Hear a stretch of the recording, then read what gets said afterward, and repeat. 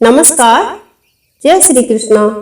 दोस्तों, अगर आप मेरे चैनल पर पहली बार आए हो तो चैनल को सब्सक्राइब जरूर कर लेना और बेल आइकन प्रेस कर देना ताकि आने वाले वीडियो का नोटिफिकेशन आपको मिलता रहे। आज मैं एक कहानी लेकर आई हूँ, अंधे पंडित की कहानी। एक बार की बात है, किसी गांव में एक पंडित रहता था जो दोनों आंखों से अंधा था, जो गांव के बाहर एक झोपड़ी में रहता था। उस दिन गांव में एक सेठ के घर रसोई का आयोजन किया गया, जिसमें आसपास के गांवों के कई पंडितों को भोजन का निमंत्रण दिया गया। इसी प्रकार गांव के बाहर रहने वाले उस पंडित को भी भोजन का निमंत्रण देने के लिए सेठ ने अपने एक नौकर को भेजा। जब नौकर पंडित के घर पहुंचा तो उसने पंडित जी को आवाज लगाई तो पंडित जी घर से बाहर आकर बोलने लगे, कौन है भाई? नौकर ने अपना परिचय दिया और कहा कि गांव में सेठ के घर एक बड़ी रसोई का आयोजन किया जा रहा है, जिसमें आपको भी भोजन का निमंत्रण भेजा है सेठ जी ने। पंडित, अच्छा, फिर तो मैं जरूर आऊंगा। नौकर, हाँ पंडित जी, आप तैयार रहना, मैं आपको लेने के लिए आ जाऊंगा। ऐसा कहकर नौकर जाने लगा। पंडित, हाँ ठीक है भाई। थोड़ी देर बाद, अरे लेकिन यह तो तुमने बताया ही नहीं कि खाने में क्या बनाया है। नौकर रुककर बोला, पंडित जी, सेठ जी का प्रोग्राम है, कोई छोटा मोटा आयोजन थोड़े है, सब कुछ बनाया है खाने में। पंडित जी, अरे मैंने बस ऐसे ही पूछ लिया। नौकर, आप चिंता न करें, वहाँ सब कुछ मिलेगा। खाने में हलवा, पूरी, सेव, नमकीन, बर्फी वगैरह वगैरह। पंडित जी, हाँ मुझे मालूम था कि ऐसा ही कुछ, मैं वहां पहले भी खा चुका हूँ। नौकर के जाने के बाद पंडित मन ही मन सोचने लगा कि वह सब कुछ तो ठीक है, परंतु यह वगैरह वगैरह क्या है, यह अब भी समझ नहीं आया। यह तो कोई नया पकवान लगता है। इस बार अगर ऐसा है तब तो मैं जरूर जाऊंगा। शाम होने पर सेठ का नौकर पंडित को खाने पर ले आया और पंडित को एक लाइन में बैठा दिया। पंडित की जिज्ञासा अब और ज्यादा बढ़ने लगी कि आज तो मजा आ जाएगा, नया पकवान है वगैरह वगैरह। पंडित यह सब सोच ही रहा था कि तभी दोनों ओर लाइन लगाकर भोजन परोसा जाने लगा। अब पंडित जी की स्वादेंद्रियां जाग उठी थी।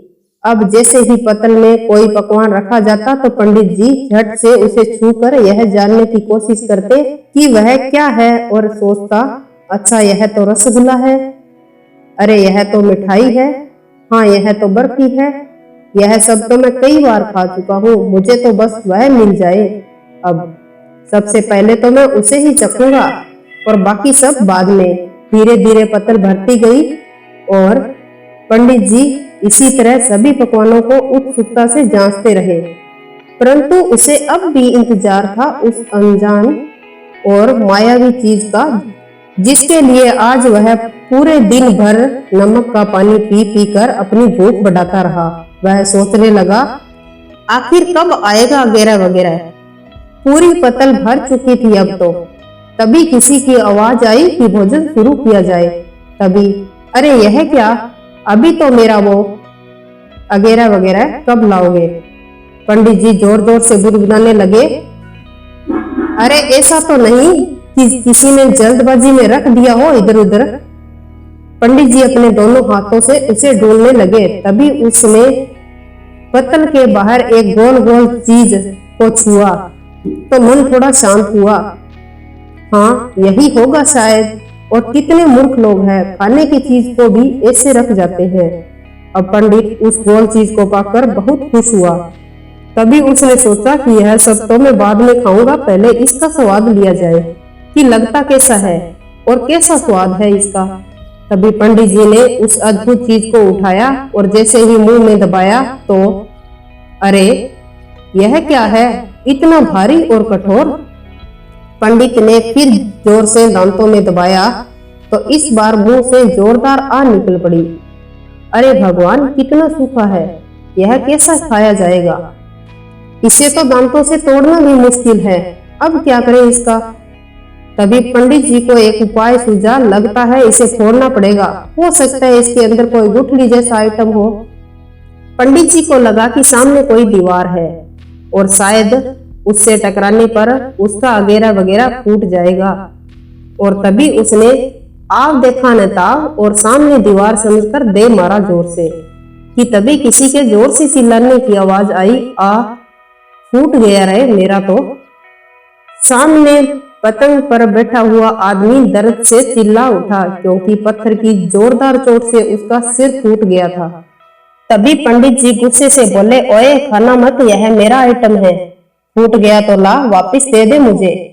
पंडित को लगा कि उसका अगेरा वगैरह फूट गया है। तभी सामने वाला आदमी फेंक कर गुस्से में बोला, हाँ जरूर, रुको महाराज, अभी देता हूं आपको।